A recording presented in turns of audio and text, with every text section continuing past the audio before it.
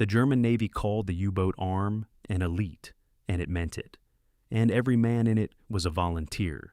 That was the institutional position, stated plainly in the recruiting material and in the newsreels and in the personal manner of the admiral who ran it. Karl Dönitz built the force around a single promise, that a few hundred small submarines, properly handled, could cut Britain off from the world and win the war by themselves. The arithmetic was elegant. Britain was an island that imported most of what it ate and nearly all of what it burned. And if enough tonnage went to the bottom faster than the shipyards could replace it, the island would starve and the war in the West would end. The men who would do it were selected and trained and told they were the sharp point of the whole German war effort.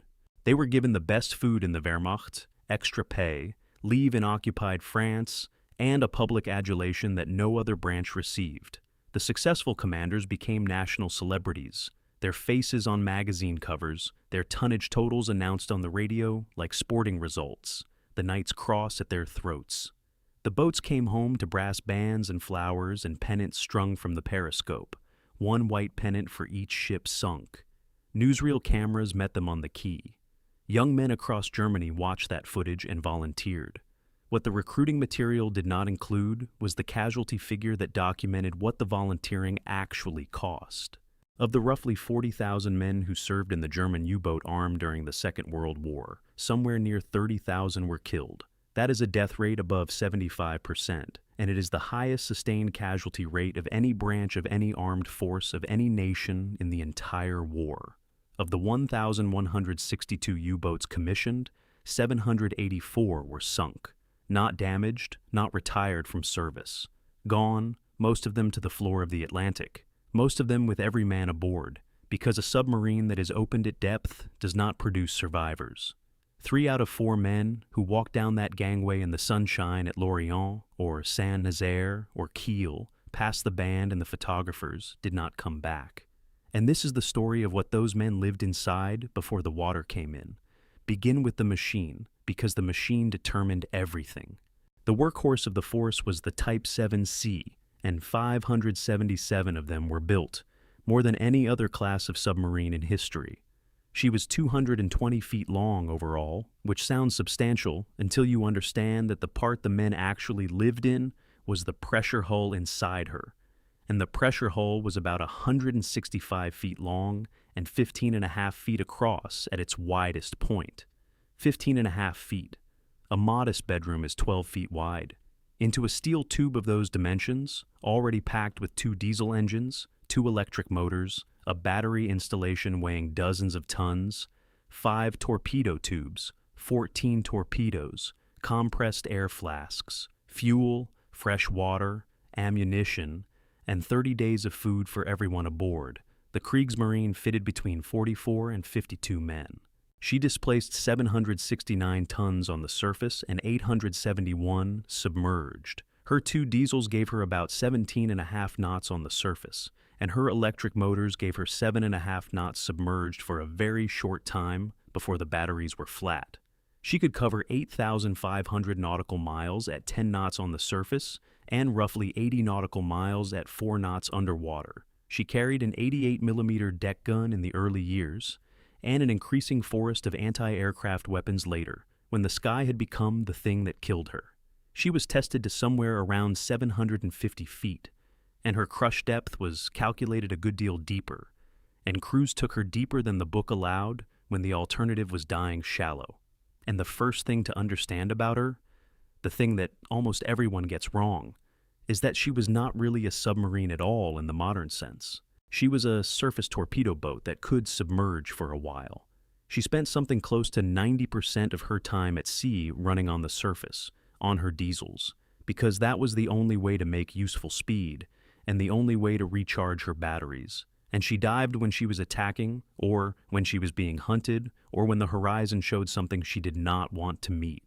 Submerged, she was slow, blind except for the hydrophones and the periscope, and on a clock. Every hour underwater burned battery and burned air, and sooner or later, no matter what was waiting up there, she had to come up. That single fact governs everything else about the life aboard her and everything about how her crews died. The U-boat's natural element was the surface, and by the middle of the war, the surface belonged to the enemy's aircraft. And there is one more thing about the machine that belongs at the front of any honest account, because it was the first time these men discovered that the institution behind them was not to be trusted. For the first 18 months of the war, the German torpedo did not work. Both the magnetic pistol, which was supposed to detonate the warhead under a ship's keel and break her back, and the depth-keeping gear, which was supposed to run the torpedo at a set depth, were defective, and the defects compounded each other. Torpedoes ran deeper than they were set to run and passed harmlessly beneath their targets. Magnetic pistols fired early, or not at all. Contact pistols struck at an angle and failed to fire. Commanders made attack after attack, at enormous risk, closing to point-blank range on defended targets, and watched their torpedoes do nothing. It came to a head during the Norwegian campaign in the spring of 1940, when boat after boat got inside a fjord full of anchored warships and transports, fired everything it had at ranges no commander would normally dream of, and achieved almost nothing. One of the most famous commanders in the force reported afterward that he could hardly be expected to fight with a dummy rifle. Men had been depth-charged for hours, and in some cases killed, in the course of attacks that had never had any chance of succeeding, because the weapon they had been issued was broken, and the ordnance establishment had spent years failing to test it properly, and then failing to admit it. There were investigations and eventually courts-martial of the officials responsible, and the torpedoes were largely fixed by 1942. But something had been learned by then that no fix could unlearn, which is that the men in the boats could be sent out to die with equipment that did not function, by an institution that would take a long time to concede it.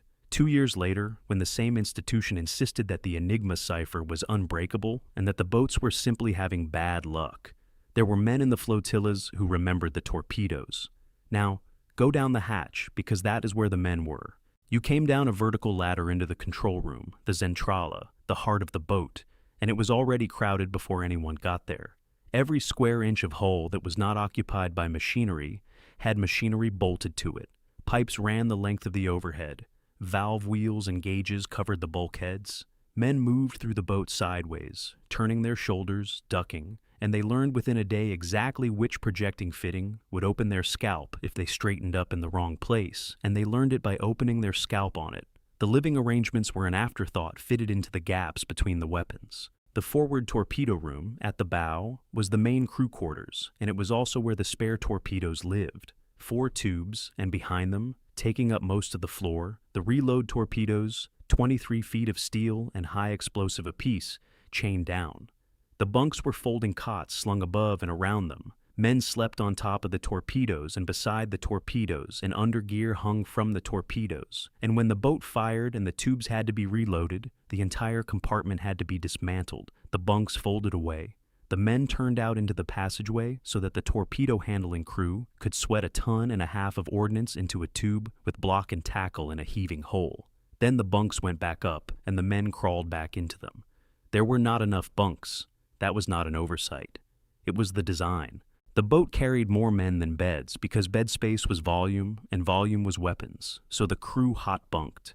2 men shared a bunk and alternated in it, one on watch while the other slept, so that the mattress was never cold and never dry and never yours. You climbed into bedding still soaked with another man's sweat in your clothes because you did not undress, and you did that for weeks. Some men slept in the engine room over the diesels, where the noise was beyond description and the temperature was punishing, but at least the space existed. Officers had a slightly better arrangement forward, and the commander had the only private space on the entire boat, a nook barely wider than the bunk in it, and the thing that made it private was a green curtain. That is the whole of the privacy available on a Type 7. One curtain, and it belonged to the captain. The consequence of that compression was a shipboard culture unlike anything else in the German armed forces, and every officer who transferred in from a surface ship remarked on it. There was almost no saluting aboard a U-boat, because there was no room to salute and no point.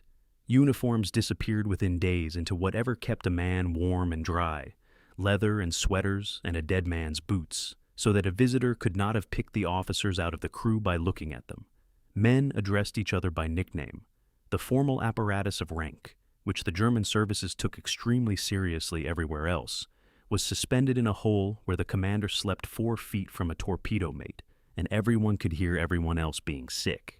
What replaced it was something harder and more useful, which was that every man knew precisely what every other man was worth at his station, and the whole boat's life depended on all of them being right at the same time.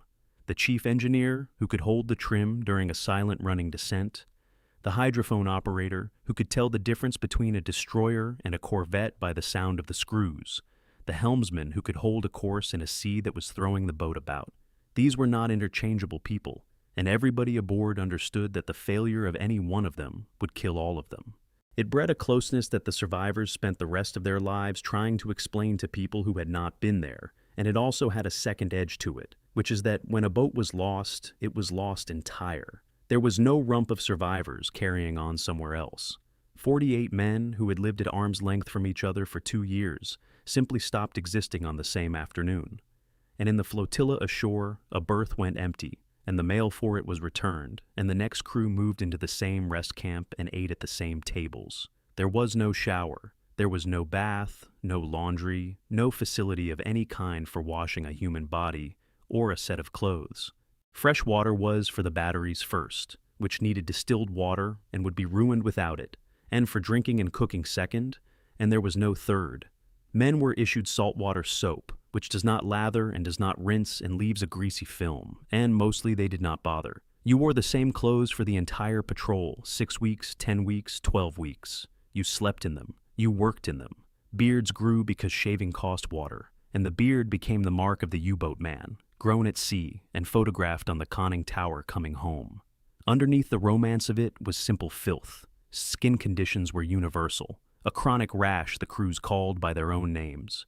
Boils, fungal infections in every fold of the body, lice, and sores that would not close in the permanent damp, because the boat was always wet. That is the detail that survivors return to more than any other. A steel hull in cold water is a condensing surface, and 50 men breathing and sweating inside it produce an extraordinary volume of moisture. And that moisture came out of the air onto every interior surface and ran. It dripped from the overhead onto the bunks. It ran down the bulkheads and pooled on the deck plates. Bedding was damp within days and stayed damp. Bread went moldy in a week. Charts had to be protected. Instruments corroded. Men lay in their bunks and felt cold water land on their faces at intervals through the night. And there was nothing whatever to be done about it, because the water was them, condensed out of their own breath. There were 2 toilets aboard when the boat sailed, and only one of them was usable, because the other was packed floor to ceiling with provisions at the start of every patrol. So, 1 toilet for 50 men for 2 months. It was not a toilet as anyone would recognize one.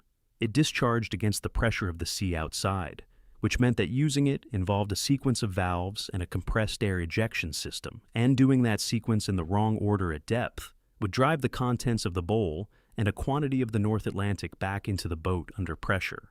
There was a printed procedure. Crews joked about needing a diploma to use the head. And in April 1945, the joke stopped being funny when U-12-06 suffered a catastrophic malfunction of exactly this system off the Scottish coast, took water into the compartment below, where it reached the batteries and began generating chlorine gas, and was forced to surface in daylight into an area patrolled by British aircraft, and was lost. The boat was destroyed by her own plumbing. Men died of it, and the smell. Every account of U-boat service, from every Navy that examined them and every man who served in them, converges on the smell. It was diesel oil first, permeating everything, in the food, on the skin, in the water. Then the bilges, which held whatever had drained into them, and were pumped out only when it was safe to make noise. Then 50 unwashed men in a sealed tube. Then the sanitary arrangements. Then rotting food, because fresh provisions in an unrefrigerated space go over quickly. Then the hot electrical smell of the motors and the acid smell of the batteries. Layered on top of all of it was cologne, because the crews doused themselves in it, and the effect was not to remove the smell, but to add a sweet chemical note to it. The men aboard stopped registering it within a week. Anyone who came aboard from outside noticed it instantly and never forgot it. And the smell got into the leather and the clothing so thoroughly that a U-boat man on leave in Paris could be identified across a restaurant. The food began as the best in the German armed forces and ended as something else entirely. A boat sailed with every space crammed with provisions. Sausages and hams hung from the overhead in the passageways, so that men ducked under them going forward, crates of eggs and vegetables and fresh bread stuffed into the spare toilet, the bilges, the torpedo compartment, anywhere at all. For the first week the eating was genuinely good. Then the fresh food began to go. The bread grew white mold, and the crews called the moldy loaves rabbits, and cut the fur off, and ate what was underneath, until there was nothing underneath. The fresh meat went next. Then it was tinned for a month or 6 weeks or 10, a rotation of preserved sausage and canned bread and tinned vegetables, eaten with hands that had not been washed in weeks, in a compartment that smelled of diesel and bilge, off a plate balanced on a torpedo. And the temperature swung between two kinds of misery, depending on where the boat was sent. In the North Atlantic in winter, the interior was cold and streaming with condensation, and the men on the bridge above had it worse than anyone alive. In the tropics, off West Africa, or in the Caribbean during the American campaign, the boat became an oven. There was no air conditioning of any kind. Interior temperatures in a submerged boat in tropical water ran past 100 degrees Fahrenheit routinely, and in the engine spaces well past 120, and men worked in that and slept in it. And the sweat had nowhere to go, in air already saturated, so it simply sat on the skin. Men lost weight steadily on long patrols. They came home gaunt, gray, and unsteady on their legs, having not walked more than 60 paces in a straight line for 2 months. Then there was the air itself, which was a resource that ran out on a schedule. Submerged, the boat's atmosphere was a closed system. 50 men consumed the oxygen in it and replaced it with carbon dioxide, and the boat carried potash cartridges to absorb some of the carbon dioxide and compressed oxygen to bleed into the compartments. But these were finite, and they were only ever a way of stretching the clock. After 12 hours down, the air was noticeably foul. After 18 or 20, men had headaches and were breathing hard doing nothing. Past that, the symptoms escalated: pounding skulls, nausea, confusion, the specific stupid clumsiness of carbon dioxide poisoning, men falling asleep at their stations without meaning to. The standing order during a long submergence was that anyone not required at a station should lie down and stay absolutely still, not to rest, but to consume less oxygen. That is the picture: 50 men lying motionless in a hot, stinking steel tube in the dark, deliberately slowing their own metabolisms, listening. But the worst station on the boat was not below at all. It was on top of the conning tower, in the open, and it was manned continuously day and night for the entire patrol. Because the U-boat lived on the surface, and because her only reliable sensor was a human eye behind a pair of binoculars, 4 men stood on the bridge at all times, an officer of the watch and 3 lookouts, each assigned a quadrant of the horizon and forbidden to look anywhere else. Their job was to see the smoke of a convoy, or the mast of an escort, or the speck of an aircraft before it saw them, and the whole survival of the boat rested on it. In fair weather, it was the best place on the vessel, the only place with clean air and a horizon. In the North Atlantic in winter, it was something close to torture. A Type 7's bridge sits barely 15 feet above the water, which means that in any real sea the waves do not pass beneath the boat. They come across her. The men up there were strapped in. They wore harnesses clipped to the tower structure, because otherwise the sea would simply take them, and the sea took them anyway with some regularity.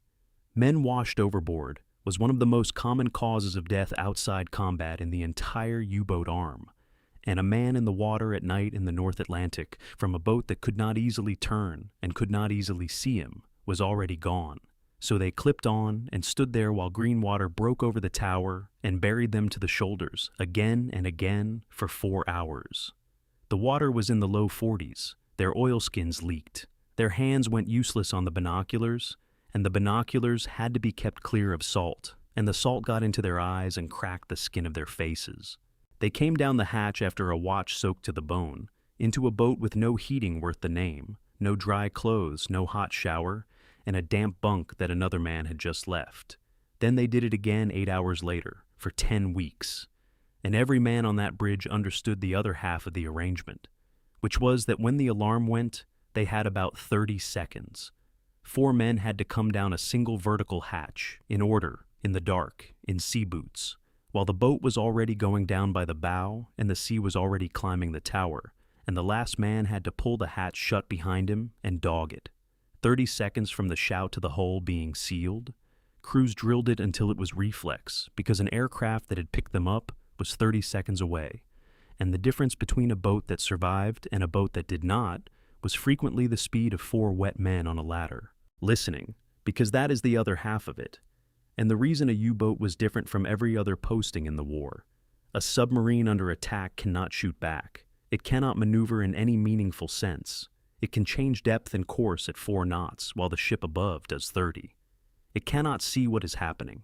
It can only sit in the dark and listen to the sounds of its own destruction being prepared.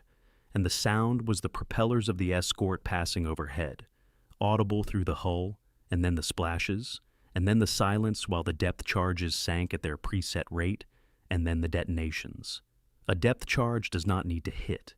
It needs to be near. Water does not compress, so the shock of the explosion transmits through it almost undiminished, and the pressure wave strikes the hull like a hammer the size of a house. Close ones threw men off their feet and out of their bunks. Lights shattered and the boat went black, and the emergency lighting came on red or did not come on at all. Cork insulation blew off the interior of the hull in sheets and filled the air with dust. Deck plates jumped, glass gauge faces broke, rivets sheared, valves and fittings sprang leaks, and jets of seawater came in under pressure at 100 pounds to the square inch, needle thin and strong enough to cut, and men fought them with wooden wedges and rags, and each detonation was followed by the wait for the next, and the men could hear the escort's propellers coming around again for another run, and they knew, from the sound, roughly how long they had. Attacks lasted hours, some lasted more than a day. The crews developed the specific psychology of people who cannot act. There was nothing to do but hold on and be silent and trust the man in the control room, so silence became the discipline. No talking, no tools dropped, no boots on deck plates. Everything shut down that could be shut down. The boat drifting at the depth the commander judged least bad. Men vomited quietly. Men prayed. Men lay in their bunks and counted the charges and stopped counting. Afterwards, if the escort gave up and went away, and the boat surfaced into the night air, the crews came up the ladder into weather that a few hours earlier would have been miserable and found it wonderful, because it was outside, and it was air. That whiplash from the certainty of death to the ordinary sea in the space of an hour happened to these men over and over, and it is the thing that the survivors describe as having done the deepest damage. Set the numbers down together, because the numbers are the box the men lived inside and the box most of them died in. Type 7. Sea 769 tons surfaced, 871 submerged, 220 feet overall, but a pressure hull of 165 feet by 15.5. 2 diesels of some 2,800 horsepower for 17.5 knots on the surface. 2 electric motors for 7.5 knots submerged, and only briefly. 8,500 miles of range on the surface at 10 knots, about 80 miles submerged at 4. 5 torpedo tubes, 4 forward and 1 aft, and 14 torpedoes. 1 88mm deck gun.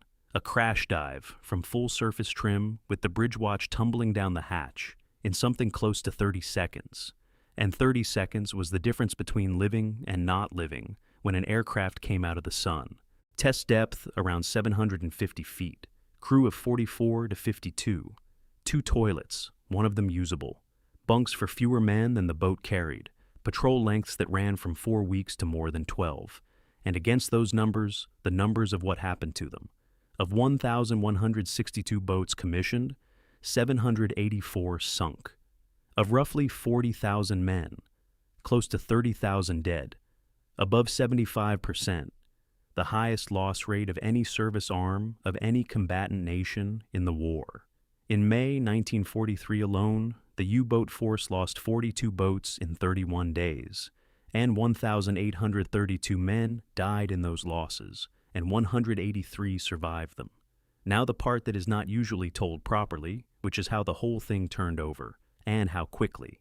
For the first 3 years, the U-boats were winning, and the men knew it. There was a period in 1940, after the fall of France, put German submarines into Atlantic ports on the French coast and cut 1,000 miles off the transit to the convoy routes that the crews called the happy time, when boats operated on the surface at night in the middle of loosely escorted convoys and sank ships almost at will. There was a second one in the first half of 1942, after the United States entered the war, when a handful of boats sent to the American East Coast found a coastline that had not yet been blacked out. Ships silhouetted against the glow of Miami and Atlantic City. No convoy system, no coordinated air patrol, and sank hundreds of vessels in a few months, often within sight of the beaches. The aces piled up tonnage. The propaganda machine had material to work with. It looked, from inside a U-boat, as though Donitz's arithmetic might actually come out. The method that produced those results is worth understanding because it explains why the men later died the way they did. Donitz's insight was that a single submarine against a defended convoy was a poor bet, but a dozen of them attacking together at night on the surface was something the escorts of 1940 could not handle. So the boats were strung across the ocean in patrol lines, and the first one to sight a convoy did not attack. It shadowed, hanging on the horizon out of sight, reporting the convoy's course and speed by radio, while the others were vectored in. Then, when enough had gathered, they went in after dark, on the surface, running on diesels at 17 knots. On the surface at night, a U-boat was very nearly invisible. Her hull stood only a few feet out of the water, and the conning tower was a dark smudge against a dark sea, and the early escort radars could not resolve anything that small in wave clutter. So the boats came in among the columns of merchant ships, inside the escort screen, and fired at point-blank range, and used their surface speed to run clear before the escorts could sort out what was happening. It was, for a while, close to unbeatable, and every single element of it, the radio reports, the surface running, the night attack, was turned into a fatal liability by the technology the Allies fielded in 1942 and 1943. The bases those boats sailed from tell their own part of the story. After the fall of France, the flotillas moved to the Atlantic coast, to Lorient and Saint-Nazaire and Brest and La Pallice and Bordeaux. And the Germans built over them some of the most massive concrete structures raised anywhere in the war. Submarine pens with roofs of reinforced concrete several meters thick, so heavy that Allied bombing never succeeded in destroying a single U-boat inside one. The boats were safe in harbor and lethal at sea. It was only the ocean in between that killed them. The towns around those bunkers filled with the apparatus of a well-funded elite arm, and the crews came ashore from a patrol into a rest camp with clean sheets and a band and girls and as much food and drink as they wanted, and had a few weeks of that, and then went back down the ladder into the tube. The whiplash between those two existences, filth and terror one week and champagne in occupied France the next, is something a great many of the survivors said they never managed to make sense of. It was already over. The men simply had not been told, and could not have known, because most of what beat them was invisible. There had, in fact, been a warning as early as the spring of 1941, and the way it was handled tells you everything about the gap between the arm's public face and its private accounting. In the space of about 10 days in March of that year, the U-boat force lost the three most celebrated commanders it had. Günther Prien, the man who had taken a submarine into Scapa Flow in 1939 and sunk a British battleship at her moorings, and who was probably the most famous serviceman in Germany, disappeared with U-47 and every man aboard. 9 days later, Joachim Schepke was killed when his boat was rammed by a British destroyer, crushed against his own periscope standard on the bridge as the ship came over him.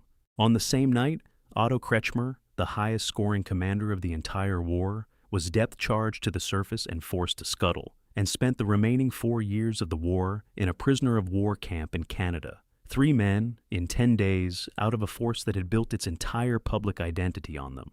And the German public was not told. Prien's loss was concealed for months, the propaganda machinery simply going quiet about a man whose name had been in every newspaper in the country, until the silence became conspicuous and the announcement was finally made in late May. Inside the flotillas, the news traveled immediately, as such news always does, and the men drew the conclusion available to them, which was that being the best in the world at this was not sufficient protection, and that the institution's response to losing its best would be to manage the story rather than change the doctrine. That was 2 years before Black May, and the technology that would kill most of them had not even arrived yet. The first thing was that the enemy was reading the mail.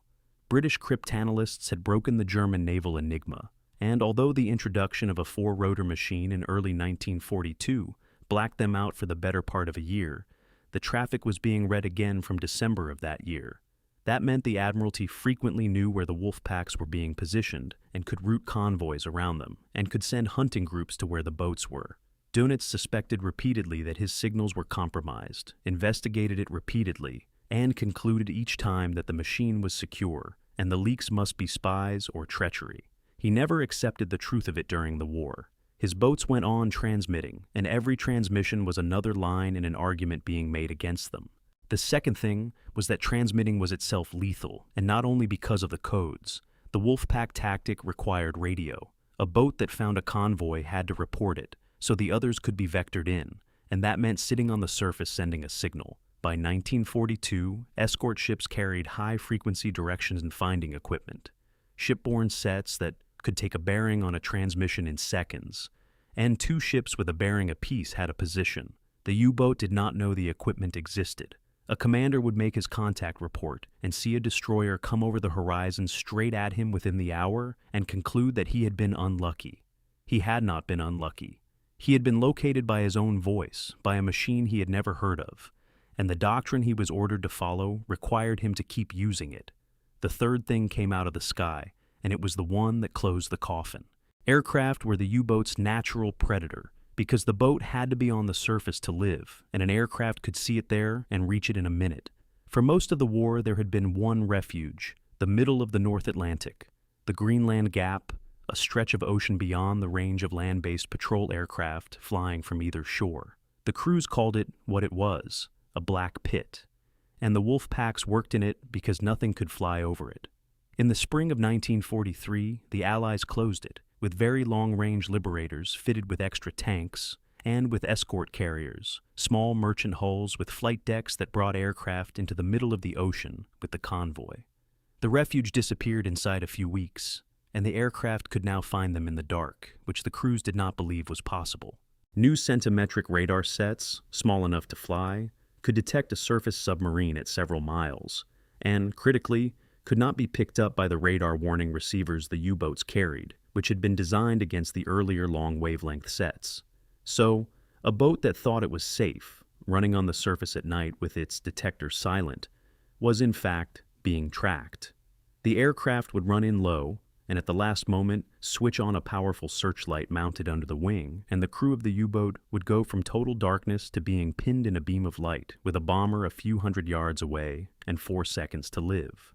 The men on the bridge would have had no warning of any kind. The first indication that anything was wrong was the light.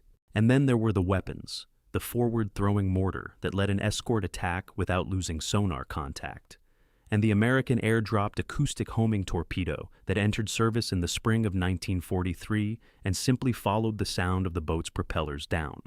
Put all of that together and understand that it arrived more or less at once, in a period of about 8 weeks, and you have Black May.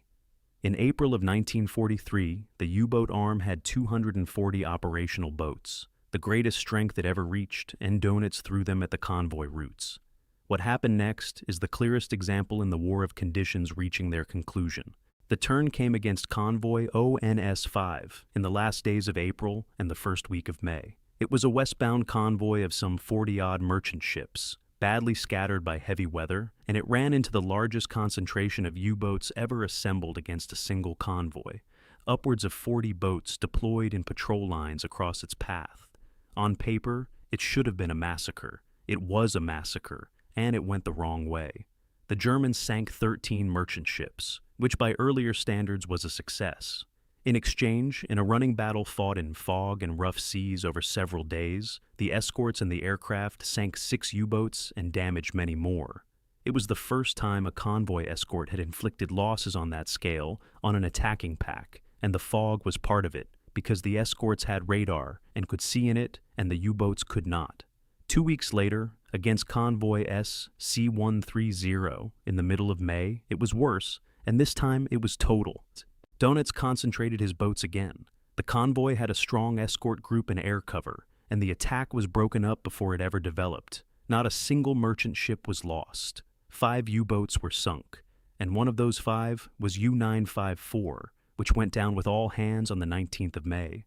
And among the men aboard her was Peter Donitz, the admiral's 21-year-old son, serving as a junior officer.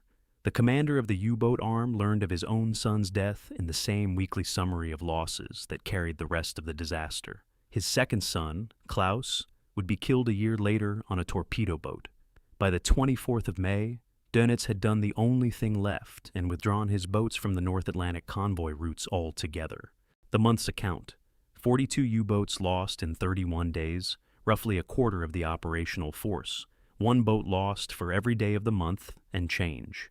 Of the men aboard those boats, 1,832 died and 183 lived. To lose a submarine is usually to lose everyone in it, and the ratio there, roughly 10 dead for every survivor, is the honest arithmetic of the trade. The Germans afterward called the month the Stalingrad of the U-boat arm, and the comparison is not overdone. The force never recovered. From that point to the end of the war, 24 more months, the U-boats sank progressively less and died progressively more, and everyone in the arm understood what had happened, even if no one was permitted to say it clearly. And here is the part that matters most, and the reason this is worth telling at all: they kept sailing.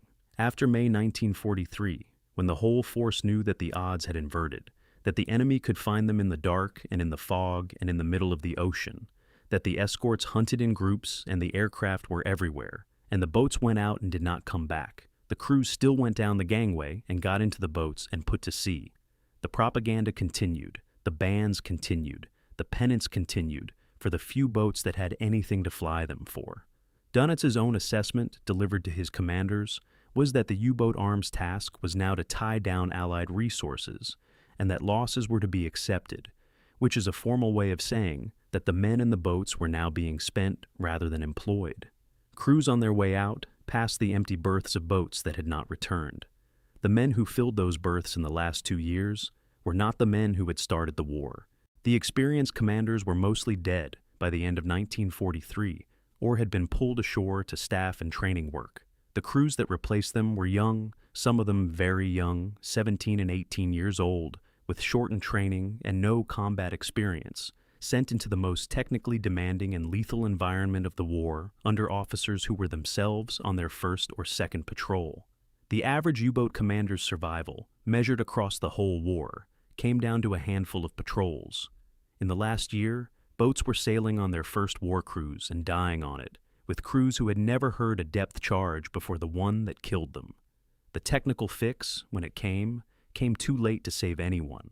The Schnorchel, a breathing tube that let a boat run its diesels at periscope depth and charge batteries without fully surfacing, went into the fleet during 1944, and it did reduce the aircraft threat, and it created an entirely new kind of misery in exchange.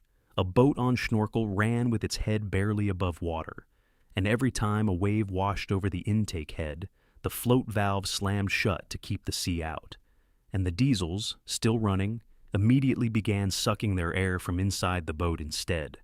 The pressure in the hull dropped, hard and fast, in seconds. Men's eardrums stretched and burst. They doubled over in pain, unable to hear, and it happened again and again, all night. Every night the boat charged, because the sea does not stop making waves. Then the valve would open and the pressure would slam back the other way. Crews on Schnorchel patrols came home partially deaf, and with a look their shore officers learned to recognize. By the last months, the boats were being sunk in their own harbors by bombers, and the arm was losing more than 100 submarines in a month. Reckon the whole thing up, and you get a strange and terrible ledger. The U-boats sank something over 2,800 Allied merchant ships and killed more than 30,000 Allied merchant sailors, which is a genuinely enormous amount of damage, and for a period in 1942, they came closer to cutting Britain's supply line than most people now remember. And they lost. They lost decisively and completely.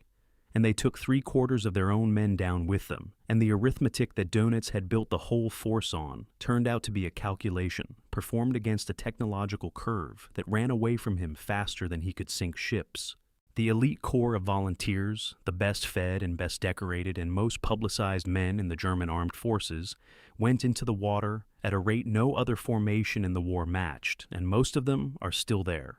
One of the men who came back was Heinrich Lehmann Willenbrock, and his life afterward is the strangest and best answer to the whole of it.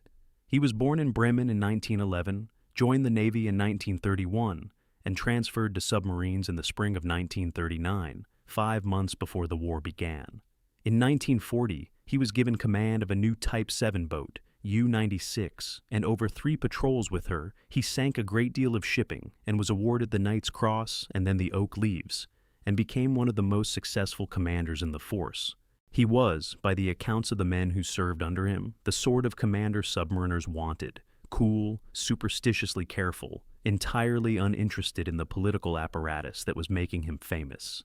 And in the winter of 1941, the propaganda service put a photographer aboard his boat, and that changed everything about how the world would remember U-boat service. The man was Lothar Günther Buchheim, attached to a naval propaganda company sent to sea with U-96 to bring back heroic pictures and heroic copy. What he brought back instead, eventually, 30 years later, was a novel, and the novel became the film Das Boot. And the film is the reason that anyone who has never read a page of naval history has some idea of what the inside of a Type 7 looked like. The crowding, the mold, the noise, the pressure gauges, the rivets weeping, the men in the dark listening to propellers. The commander in that story, the exhausted, contemptuous, competent old man, is Lehmann Willenbrock, and he was 30 years old at the time and looked older. He survived the war, which men in his position generally did not.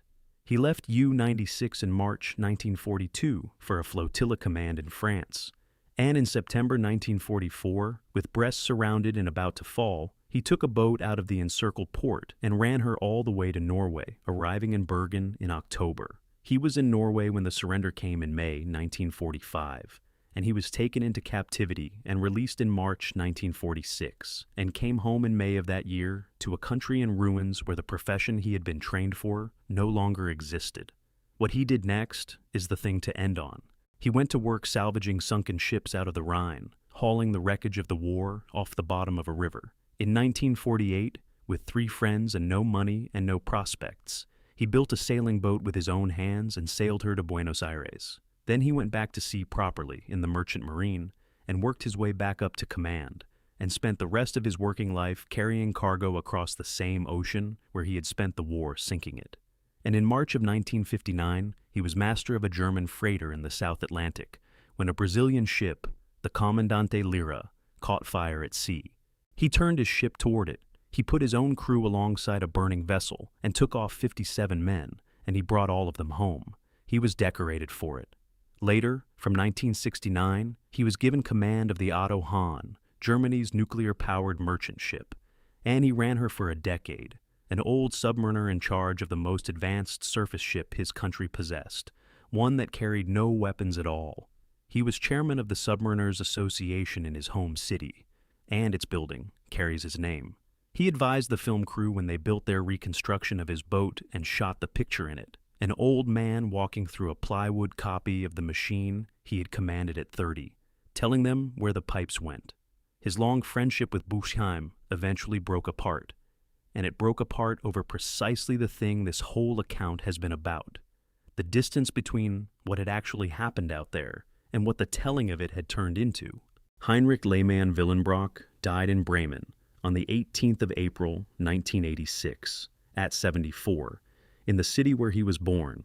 He had commanded 4 submarines in the course of the war and sent something over 125,000 tons of Allied shipping to the bottom of the Atlantic Ocean, and every ton of it had men in it, and a good many of those men went down with it. On a March morning in 1959, in the middle of the South Atlantic, in the ordinary course of a merchant captain's work, he took 57 men off a burning ship and did not lose one of them. Have a family connection to anyone who served in this war. On any side, tell us their story in the comments. We read everyone.